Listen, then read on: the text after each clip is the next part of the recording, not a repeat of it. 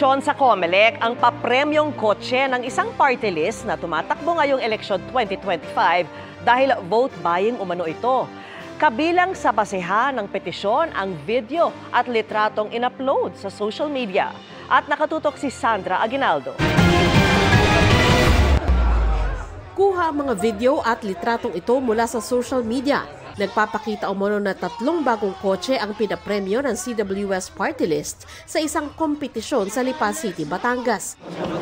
Ito ang basehan ng iniharap na petisyon sa Commission on Elections laban sa CWS Party List ni J. Manalo Ilagan, Vice Mayor ng Mataas na Kahoy at tumatakbong gobernador ng Batangas. Sabi ni Ilagan, maituturing umano itong pamimili ng boto dahil naganap ang pamimigay ng mga kotse noong February 13 to 15, panahong nagsimula na ang campaign period para sa party list. Partikular niyang tinukoy si CWS Party List Representative Edwin Guardiola sa kanyang petisyon.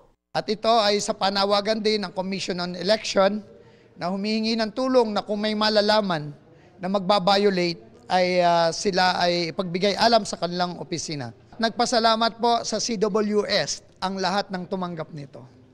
At ang buong paligid po noong area ay CWS lang ang nakalagay na tarpaulin. Ang mga litrato at video na inilakip ni Ilagan sa kanyang petisyon hango daw mula sa Facebook page ng aktor na si Luis Manzano at Barako Fest na pangalan din ng event. Makikita raw ang pagpapasalamat ng gubernatorial candidate na si Vilma Santos Recto sa party list dahil sa mga binigay na kotse. Magtatapat sa eleksyon sina Santos Recto at Ilagan sa pagkagobernador. Wala pong connection ito sa election. Sinikap namin kunin ang reaksyon ni Guardiola sa pamamagitan ng tawag, text, email at social media pero wala pa siyang tugon. Hinihingan din namin ng reaksyon si Santos Recto. Ang COMELEC tumanggi munang magbigay ng pahayag sa petisyon ni Ilagan. Paalala ng komisyon, ang pamimigay ng papremyo ng isang nangangampanyang kandidato ay pinagbabawal sa batas at alituntunin ng COMELEC. The holding of talent games, talent shows, bingo games, and other similar activities that involves the distribution of prizes where the name of the candidate is clearly posted. And if that is what happened in this case, then that is already presumed to be a violation, no?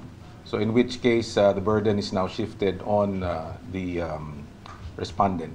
Para sa GMA Integrated News, Sandra Aguinaldo, nakatutok, 24 oras.